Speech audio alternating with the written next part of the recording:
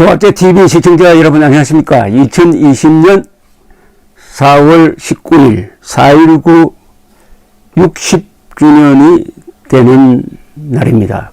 그리고 총선이 끝난 지 4일 되는 날입니다.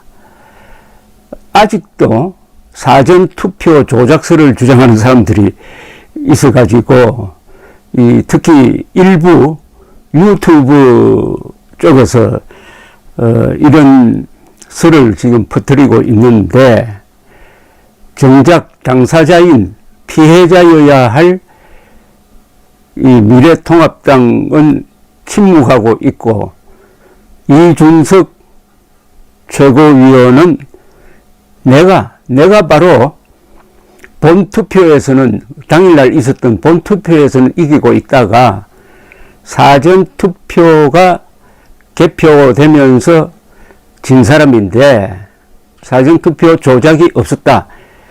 두 번 비참하게 만들지 말라 하는 간곡한 글을 올렸습니다. 사실은 이건 너무나 얼토당토 않는 주장이므로 제가 이 방송을 통해서 해명할 필요가 없고 상식적으로 사실에 기초해서 판단하면 되는데, 이런 이야기를 제가 이 두 번째 하고 있는데 이거 시간 낭비입니다. 그래도 그 믿는 사람들이 있으니까 제발 말리는 의미에서 이렇게 이야기를 하는데, 거짓말은 사람을 분열시킵니다. 진실은 사람들을 통합합니다. 그리고 이런 이야기를 하면은 우파는 분열되고 좌파의 경멸을 받습니다. 얼마나 지금 종북 좌파 세력이 사전투표 조작설이 퍼지는 걸 보고, 더구나 유튜브 쪽에서, 일부 유튜브입니다, 이걸 퍼뜨리는 걸 보고 우파 수준이 저것밖에 안 되니까 2022년에도 자신 있다고 생각하면 그 기분이 좋습니까? 경멸을 받으면 안 됩니다. 저거로부터는 항상 두려움과 존경을 받아야 됩니다. 이준석 의원이 이런 이야기를 했습니다. 이틀 전에 이 페이스북에 글을 올렸습니다. 반성하고 혁신을 결의해야 할 시점에 의혹론을 퍼뜨리면 안 된다. 계속 물고 늘어지면은 예전에 김어준 씨가 했던 것과 다를 바가 없다. 내가 바로 본투표 당일 투표에서 이기고, 본투표에서 이기고 사전투표에서 져서 낙선한 후보다 라면서 이렇게 호소하듯이 글을 올렸습니다.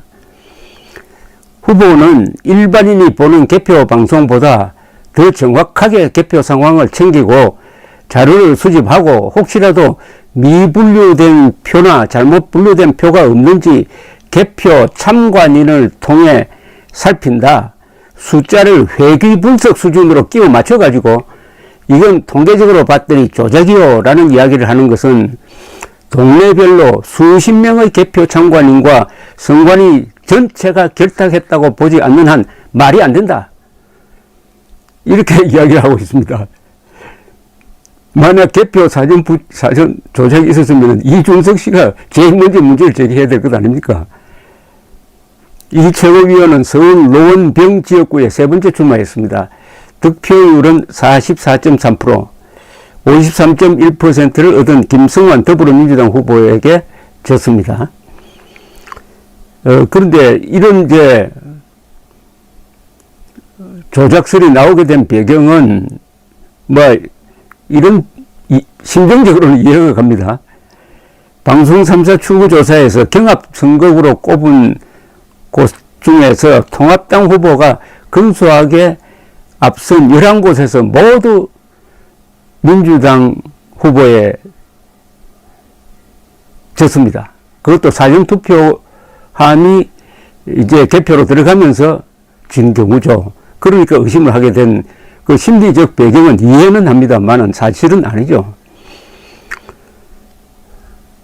이준석 최고위원은 사전투표에서 민주당 표가 많이 나온 이유에 대해서 이렇게 설명을 했습니다. 갤럽 조사를 보면은, 한국 갤럽 조사를 보면은 가정주부와 무직자가 미래통합당의 최대 지지층이다. 집에서 가까운 투표소에서 본투표를 할 확률이 높은 유권자들이 미래통합당 지지자이고 민주당 지지율이 높은 화이트 칼라층은 출퇴근을 하니까 사전투표를 했을 개연성이 높다고 해석하면 되는 것이다. 사전투표 부정설은 대선투표를 놓고 K값이니 뭐니 하면서 김어준 씨가 했던 것과 다를 바가 없다. 과거 김어준 씨는 18대 대선에서 사전투표에 문제가 있다는 의혹을 제기했습니다. 이 같은 내용을 담은 다큐멘터리 영화 더 플랜을 19대 대선 전에 제작하여 자동개표의 경우 부정이 개입할 여지가 있기에 완전 수개표를 해야 한다고 주장한 적이 있습니다. 그러니까 김어준 씨를 닮기 싫으면은 사전투표 조작설을 제기하지 말라는 이준석 씨의 충고입니다. 그리고 더 자세하게 또 이렇게 설명을 합니다. 이준석 씨가 제일 잘 아는 사람 아닙니까? 사전투표로 진 사람이니까 얼마나 그 사전투표 개봉되고 그 다음에 개표가 될 때 신경을 곤두세우면서 들여다 봤겠습니까? 이 사람처럼 많이 아는 사람이 있습니까? 이렇게 주장하네요. 이렇게 설명을 합니다. 사전투표장에 CCTV가 없어 부정투표가 될 수 있다는 일부 의혹에 대해서도 이준석 씨는 관내 사전선거 투표함에 CCTV가 있다. 관외랑 관내랑 일관되게 보수가 적고 이 의혹을 규명하고 싶으면은 관내 CCTV 보면 된다. 시민단체가 우체국 내부를 확인하려고 했으나 막았다는 주장에 대해서도 오히려 이런 사람들에게 우체국이 문을 열어주면 직무적으로 고발할 것이다 라고 했습니다. 이 최고위원은 지고 나서 음모론까지 당이 뒤집어 쓰면 얼마나 비참한가. 저는 사전투표 조작설 이야기하는 사람은 그냥 유튜브 농간에 계속 놀아나겠다고 선언한 것이라고 말했습니다. 제 방송을 듣고 있는 사람 중에서도 이준석 씨의 이 충고를 한번 귀담아 들어주시기 바랍니다. 누구보다도 설득력 있는 이야기 아닙니까? 사전투표 조작이 있었으면 이 사람부터 앞장서야 될 것 아닙니까? 근데 자료를 찾아보니까 통합당도 이미 이 사전투표 조작 가능성이 있느냐 없느냐 사전투표가 있기 전에 미리 면밀하게 조사를 했어요. 그래서 결론이 조작 가능성이 없다는 결론을 내렸다는 기사가 이미 있습니다. 4월 12일자 한국경제신문인데요. 이렇게 아주 길게 설명을 했습니다. 자, 이것도 일일이 내 설명할 필요가 없는데 의혹을 제기하는 사람들에게 통합당이 대신 설명하는 꼴입니다. 이게 이렇습니다. 한국경제신문에 보도된 겁니다. 통합당도 사전투표가 부정선거로 연결된 가능성에 대한 경계를 드러냈지만은 실제 조작 가능성은 거의 없는 것으로 보고 있습니다. 라고 보도를 했습니다. 한국경제신문입니다.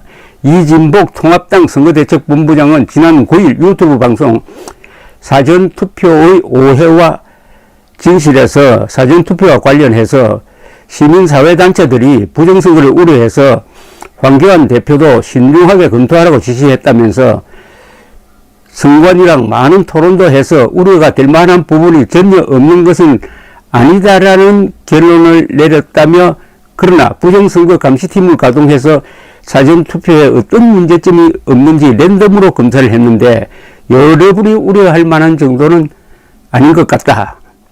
만약 부정선거 같은 그런 일이 있을 수 있어서 현재 진행될 곳의 사전투표 장소에서 전부 다 가서 검사를 하라. 그래서 다 다녀오고 해서 결론은 우려사항이 많이 없다. 이렇게 설명을 했습니다. 이 본부장은 부산 동래구에 있는 사람이 종로구에 가서 사전투표를 했을 경우를 예를 들면서 이렇게 설명을 했습니다. 투표지가 동래구로 옮겨지는 과정을 설명했는데 당일 투표 결과물은 당일 우편 행랑에 담아서 해당 선관위에 모두 우편물로 보낸다. 투표를 해서 속에 넣는 과정을 보면 봉투에다가 투표용지를 넣고 봉한다. 바코드가 있는데 훼손되면 무효 처리가 된다. 투표함에 넣으면은 선관위에 당 투표 참관인들이 있다.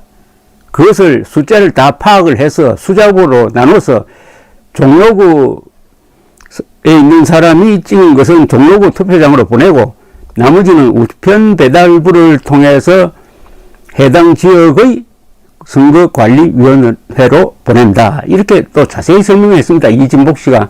이게 걱정할 게 없다는 것을 뒷받침하기 위해서.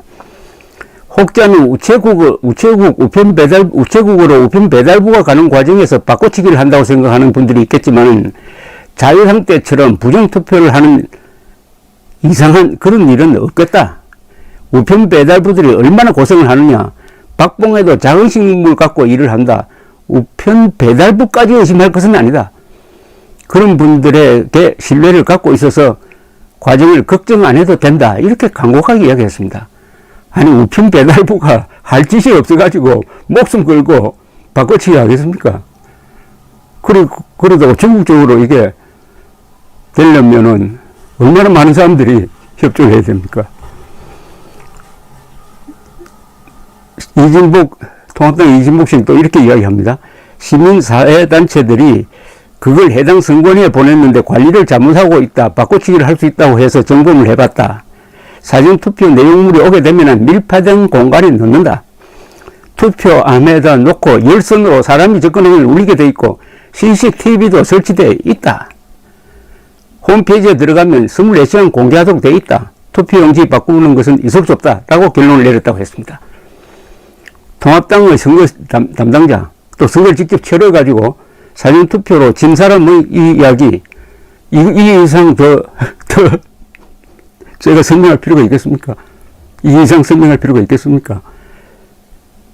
제발 우파가 좌파 앞에서 모욕당하고 우스갯거리가 되지 않기를 바랍니다. 우리가 1987년에 개표 컴퓨터 부정설을 주장한 당시에 김대중 세력을 얼마나 비판을 했습니까?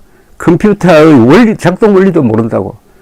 그런데 그 비판을 일부 의혹 제기자들 때문에 이 자유우파, 더구나 과학과 사실과 법을 신조로 하는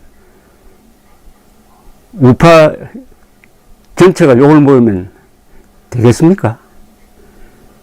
이준석 미래통합당 최고위원의 페이스북 글을 꼭 한번 찾아서 읽어보시기 바랍니다. 감사합니다.